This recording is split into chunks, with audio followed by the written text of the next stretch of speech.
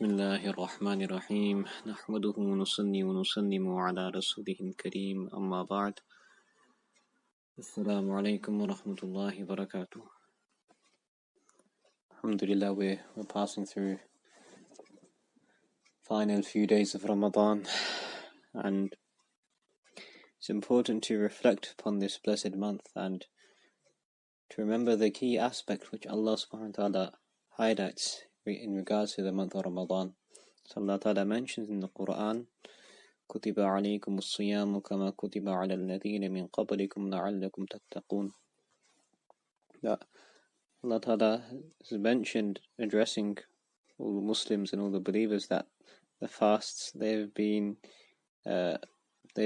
prescribed upon you, they've been made farad, they've been made compulsory upon you, the way they were made compulsory upon those who were before us.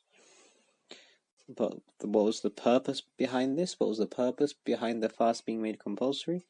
لَعَلَّكُمْ تَتَّقُونَ. So the purpose behind the fast and the act of fasting, the purpose behind this is so that you may become God-fearing, so you adopt taqwa. So this is the whole purpose of fasting, in order to build an ability and in order to nurture the taqwa within all of us.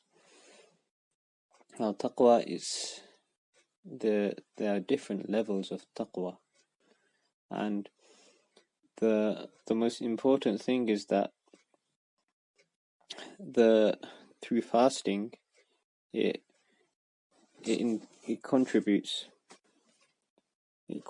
to towards building one's ability you can say this ability to abstain, to help abstain from sins, and to bring this fear in one's heart of Allah subhanahu wa ta'ala. So a person will only refrain from sinning, and a person will only refrain from committing evil actions when the fear of Allah ta'ala is embedded in one's heart, and the person is conscious of Allah subhanahu wa ta'ala. Now fasting, it grows into man, and it grows into a person a power which helps one control their desires. This is one key fact here, that fasting it creates an ability and this power within every one of us where we are able to control one's desires, because the main thing which pulls a person into sin, and the main thing which pulls a person away from the disobedience, away from the obedience of Allah Ta'ala, are desires, and the fact that a person has this lack of control over these desires, and desires they range from the desires of the eyes, the desires of the tongue, the desires of the heart, and the desire to touch, to run towards evil, walk towards evil. There's so many different things where when there's the desire, this urge, it pumps, and the nafs and the soul and the heart, you can say it's eager for something, it desires something, but so a person has to keep a cap on it. If a person is not careful, then the nafs, it can trick a person, and it can push a person towards sinning, and it can push a person towards the disobedience of Allah Ta'ala.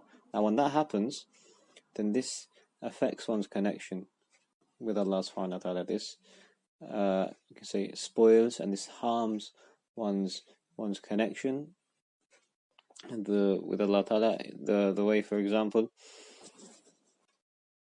let's just say that when a person has signal on their phone, now if the signal is full bars, then the message can be heard and understood clearly. Why? Because the connection is clear, it's direct, and you can say there's no barriers to block the signal. So from that aspect, whatever message is being delivered, whatever message is being passed on, it's taken and it's heard with a clear heart, and it's the words are going to have more of an impact and more of an effect. Why? Because of the clarity behind it, the clarity behind understanding and hearing those words.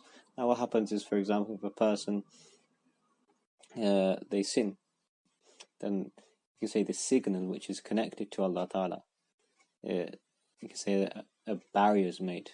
So now what happens, this barrier, you can say it causes errors, and it causes interruptions in the signal. So sometimes when there's a message which is being passed on, it's not heard properly, it's not understood properly.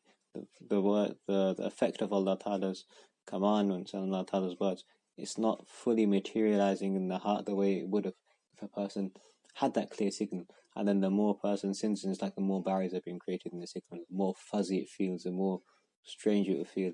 And then the more, obviously, sins where a person commits, and the even more the signal and this more barriers are being created. So now the message of Allah Ta'ala in the heart of the person, it's a bit fuzzy. Obviously, one thing is we know that Allah Ta'ala is saying this, but it's like connection-wise, connecting to Allah Ta'ala is not fully materializing in the heart, you can say. So from that aspect, the benefit of fasting is that we try and clear these barriers. We try and clear these barriers and try and strengthen our connection with Allah Ta'ala and try and strengthen ourselves with the words of Allah Ta'ala. So khair. May Allah Ta'ala gives us tawfiq to adopt taqwa, inshallah Ta'ala. May Allah Ta'ala gives us tawfiq to make the most out of these last few days of the month of Ramadan, inshallah Ta'ala. Subhanallah bihamdi, subhanakallahumma wa bihamdika ashhadu an la ilaha illa anta astaghfiruka wa atubu ilayk.